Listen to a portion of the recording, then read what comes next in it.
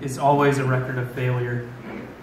I was working just outside Baton Rouge when Hurricane Isaac hit.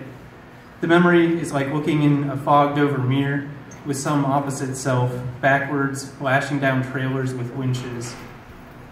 The winds found gaps in the wood over the windows and made those gaps sing, wildness whooshing around my helplessness, and the rain swishing its violent, clumsy skirt.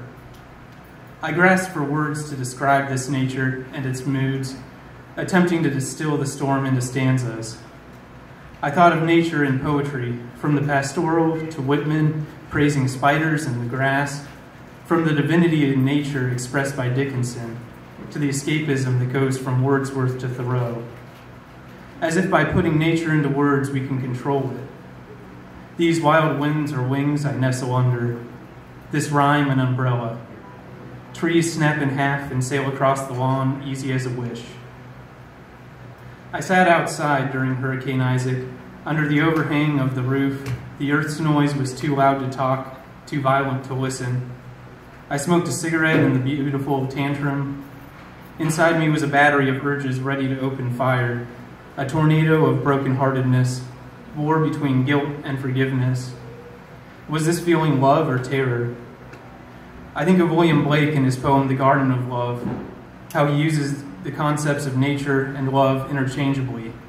They become metonymy. Within the word nature exists love, and love also contains nature. Both terror and love exist within the natural disaster, and the natural disaster exists within both terror and love. 5 years later, I'm back in Ohio. A friend of mine tells me a story she read about a woman who, after the rains of Hurricane Harvey had subsided, walked 5 miles to a Suboxone clinic rather than picking back up the needle. When I hear this story, I realize I love this woman. There was something like fate that drove her on through the floodwaters, through wind damage, the earth's unabating fury, and the woman's unabating urge. That earth must forever batter itself like the woman must forever find her fix. James Arlington Wright says, "The wheat leans back toward its own darkness, and I lean toward mine." There is a synthesis that exists between the storm and the stanza.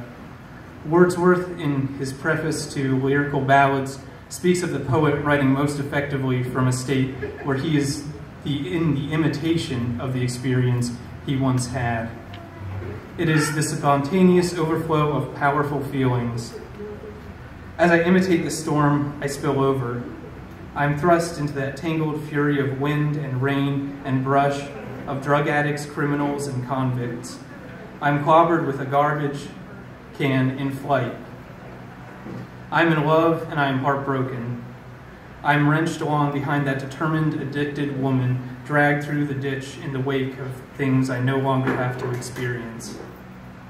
I no longer need to decide between the needle and a 5-mile walk.